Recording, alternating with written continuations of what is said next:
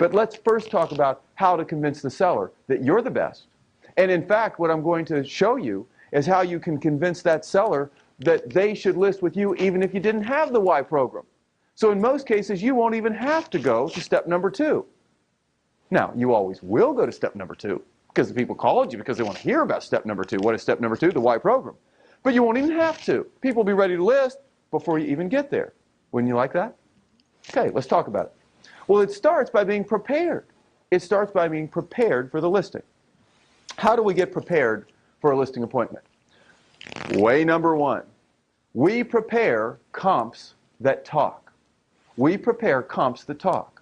Now, there's a difference between comps that talk and comps. Of course, we know what comps are. That is a list of homes that have sold and homes that are for sale in a particular area.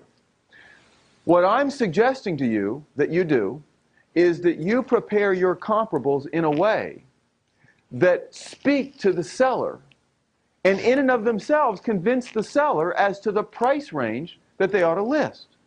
Now you can do that by looking at what's for sale and what's sold and looking at statistics like what's expired, how high it's been listed, what sold, how quickly it sold, relate what sold and how quickly it sold to the price those homes were listed for. Look at this with a little more intensity, with a little more originality. Look at the comps and make those comps say what you want to say. You know the old theory about you can make numbers say anything. Well, within reason, you can take comps and you can make them talk to the seller so that it's not you telling the seller they ought to price their home here. It's the facts telling the seller, and that's so much more impressive.